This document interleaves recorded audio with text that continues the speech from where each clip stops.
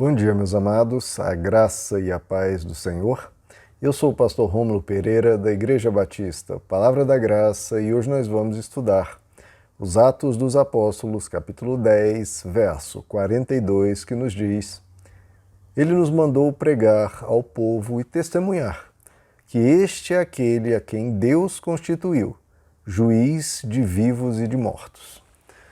Bom, meus amados, estamos vendo aqui a continuação do discurso do apóstolo Pedro.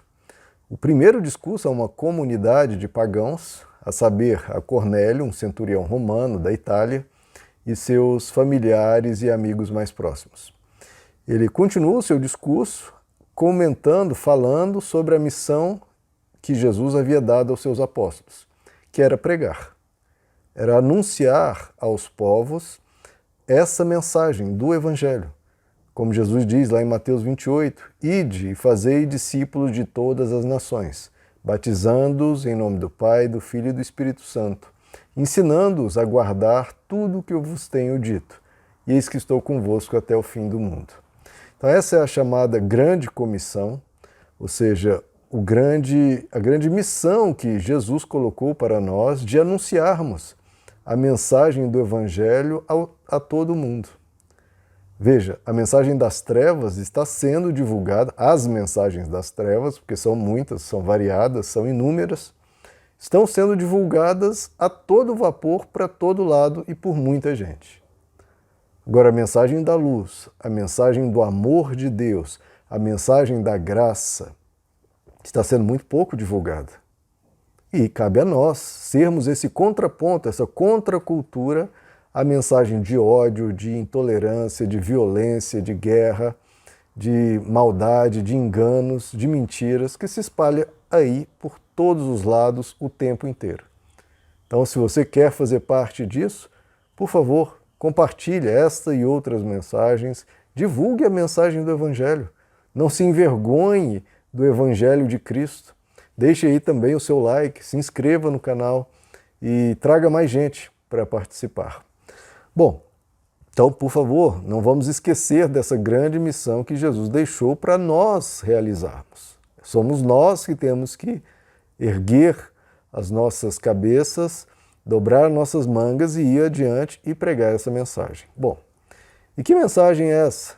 Que Deus constituiu a Jesus Cristo juiz, tanto de vivos como de mortos. Então, primeiramente, ele vai ser um juiz. O que isso está nos apontando?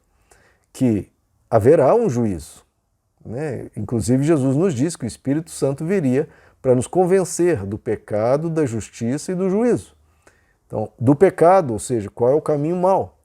Da justiça, ou seja, qual é o caminho do bem? E isso, a consciência humana sempre está incomodando o ser humano, está sempre dizendo, olha, não vá por aí, vá por aqui. O próprio ser humano se examina, ele é incomodado dentro do seu ser por esse traço da imagem e semelhança de Deus que ainda todos têm. Então há essa confrontação da nossa consciência frente a alguma maldade e apontando para um caminho melhor. E por isso tudo haverá um juízo. Ou seja, a pessoa está fazendo uma escolha consciente de um caminho mau ou de um caminho bom, e esse juízo será feito. Jesus diz que nós seremos julgados pelas próprias palavras que proferimos, pelas próprias medidas que nós medirmos as pessoas ou julgarmos as pessoas. Haverá um juízo. E nós temos que nos lembrar disso, a cada decisão, a cada escolha, porque a cada escolha se gera um caráter e se gera um destino, inclusive um destino eterno. E Deus há de agir. Ele é justo juiz e há de julgar. Como o apóstolo Paulo diz em Atos 17, ele determinou um dia em que, com justiça, há de julgar o mundo por meio do varão a quem ordenou, e disso tem dado certeza, ressuscitando-o dentre os mortos. A ressurreição de Jesus também nos dá essa certeza, que haverá um dia de juízo. E veja, queridos, isso é maravilhoso, isso é espetacular, porque o que muitos céticos argumentam é: se Deus existe, por que ele permite tanta maldade? Se há tanta maldade no mundo, é porque Deus não existe. Ora, mas é o contrário, se Deus não existe, aí sim que toda essa maldade vai passar impune. Tudo isso não tem significado nenhum, nenhuma bondade vai ter nenhuma recompensa e nenhuma maldade vai ter nenhum juízo que vá para além dos juízos terrenos humanos aqui que executam muito pouco a justiça. Muito pouco é lidado aqui na Terra. Uma porcentagem, infelizmente, pequena, porque a impunidade prevalece e a maldade corre solta. Então, ao contrário, isso é uma das grandes provas que Deus existe, porque, havendo Deus, isso não vai ficar por isso mesmo. Isso não ficará impune. Haverá um juízo. E essas pessoas que perseveram obstinadamente na maldade e na perversidade terão que encarar o justo juiz. E não vai ficar por isso mesmo. É o que Deus diz, não se vinguem, porque a mim pertencem a justiça. É Deus que vai realizar isso. Então a gente não faz justiça com as próprias mãos, a gente não responde o mal com o mal. E por que nós temos essa convicção, essa certeza? A gente adentra nessa loucura, entre aspas, de não responder o mal com o mal. E sempre decide fazer o bem. Essa é a proposta do Evangelho. Porque nós sabemos que o mal deve ser julgado, mas não por nós, por Deus. Ou pelas entidades competentes na sociedade, mas que, como eu já disse, infelizmente atuam muito menos, descobrem muito menos, investigam muito menos do que deveriam. Então, não vai ficar impune, queridos. Então, os perversos têm que saber isso. Porque essa é uma parte do Evangelho que quase não se fala e é importante dizer. Abandone essa perversidade porque ela não vai ficar impune. Você acha que está sendo esperto, driblando os homens, mas você não dribla os céus. Você acha que está vencendo porque corrompeu todo mundo, corrompeu às vezes até a justiça, mas ninguém corrompe os céus. Você pode subornar homens, mas você não suborna Deus. Então, e Deus é onisciente, Deus conhece o que é feito em segredo. Não, ninguém vai descobrir isso aqui, não, Deus sabe. Isso tudo é patente aos olhos, diante dos olhos daquele a quem há de julgar. É tudo patente, é tudo verdade nua e crua diante dele. Então, por favor, não vamos brincar de fazer maldades e achar que com isso somos os espertalhões que estamos nos dando bem. Não, a pessoa está se fazendo mal porque ela está procurando juízo contra ela mesma. Porque a bondade não vai permitir que a maldade prevaleça. Não vai. E Deus há de julgar, vivos e mortos. E, depois disso, Deus consertará tudo. De novo, se Deus existe, Deus vai consertar tudo isso aqui. Ele está dando a chance para as pessoas escolherem o caminho delas, a destinação eterna delas. E depois, Deus consertará tudo isso, primeiro, julgando a cada um. Bom, e a consciência de cada ser humano o acusa, né, queridos? Nos mostra a realidade dos nossos pecados. E ele é onisciente. Então toda hipocrisia, toda mentira, todo engano, tudo isso vai ser revelado. Tudo isso vai ser mostrado às claras. Tudo que a pessoa faz em escondido, como Jesus diz, será proclamado diante dos telhados.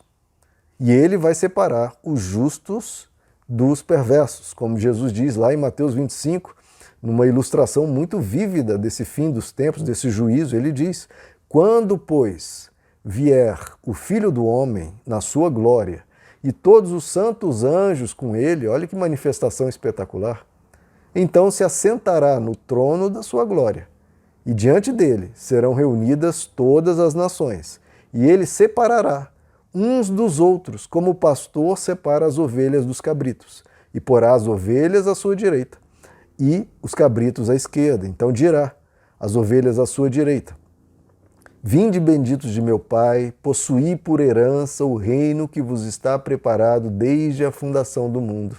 Porque tive fome, me deste de comer, tive sede, me deste de beber, e por aí vai, essa passagem é longa. E os da esquerda, ele dirá, vocês falharam, vocês escolheram a maldade, escolheram ignorar as pessoas que clamavam por compaixão, por misericórdia. Então isso será feito, então haverá um juízo. O apóstolo Paulo diz, em 2 Coríntios capítulo 5, é necessário que todos nós sejamos manifestos diante do tribunal de Cristo, para que cada um receba o que fez por meio do corpo, segundo o que praticou, o bem ou o mal. E esse é mais um motivo, né, queridos, para nós participarmos das obras da luz e divulgarmos a mensagem do Evangelho, porque isso será recompensado. Jesus diz que se você der um copo de água, olha o que está dizendo, um mero copo de água para alguém, para um servo de Deus, para um ministro de Deus, isso não ficará sem recompensa.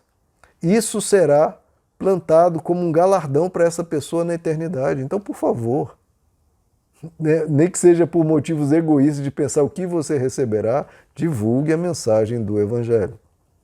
E ele vai vir julgar vivos e mortos. Quero trazer aqui algumas passagens, não vou explorá-las, mas para vocês verem essa manifestação que ocorrerá. O apóstolo Paulo diz em 1 Tessalonicenses, as duas cartas aos Tessalonicenses exploram bem essa imagem do fim dos tempos. Ele diz lá no capítulo 4, porque o Senhor mesmo descerá do céu com grande brado, a voz do arcanjo ao som da trombeta de Deus, e os que morreram em Cristo ressuscitarão primeiro. Então, por isso que ele diz, de vivos e de mortos. Então, os que morreram em Cristo ressuscitarão primeiro. Depois nós, os que ficarmos vivos, seremos arrebatados juntamente com eles nas nuvens, ao encontro do Senhor nos ares, e assim estaremos para sempre com o Senhor. Portanto, consolai-vos uns aos outros com estas palavras. Inclusive, um querido me fez uma pergunta no YouTube sobre o arrebatamento. Esse aqui é o texto clássico sobre o arrebatamento. E o que importa é, vivos e mortos se encontrarão com o Senhor e estaremos com Ele para sempre. E nós devemos nos consolar uns aos outros. Quando houver um luto, quando perdermos um parente, um amigo, ou nós mesmos estivermos indo para lá, a gente tem que lembrar dessa palavra e nos consolar uns aos outros.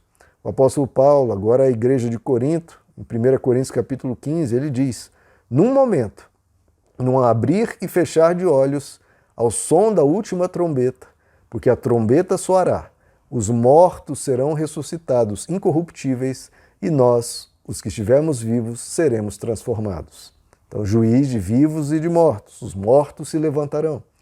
E, claro, o texto que fala tanto do fim dos tempos, o livro de Apocalipse, no capítulo 20 nos diz, e vi os mortos, grandes e pequenos, em pé, diante de Deus, e abriram-se uns livros, e abriu-se outro livro, que é o livro da vida. E os mortos foram julgados pelas coisas que estavam escritas nos livros, segundo as suas obras. Então haverá um juízo, queridos. Todos se levantarão, todos se comparecerão diante do tribunal de Cristo e teremos que prestar contas. Por isso escolha a cada dia, hoje, amanhã e sempre. Faça escolhas boas, escolhas de acordo com a eternidade que você quer ter. De acordo com aquele a quem você admira. Se você admira Deus, se você quer estar junto dos santos anjos, dos santos profetas e apóstolos, daqueles que viveram para Deus, escolheram o bom caminho, que escolheram a piedade, o caráter, a integridade e o amor, faça parte desse time. Primeiro, fazendo as suas escolhas pessoais de caminho, de caminhada, de caráter, de vida, de prática, para com a sua esposa, seu marido, para com seus filhos, para com seus pais, para com seus amigos, para com todos. E, por favor, divulgue essa mensagem para que outros despertem, aqueles que dormem se despertem e compreendam isso, a realidade disso, para que sejam salvos e caminhem para essa destinação eterna que vai ser maravilhosa. Meus amados, que Deus lhes abençoe, a graça e a paz do Senhor.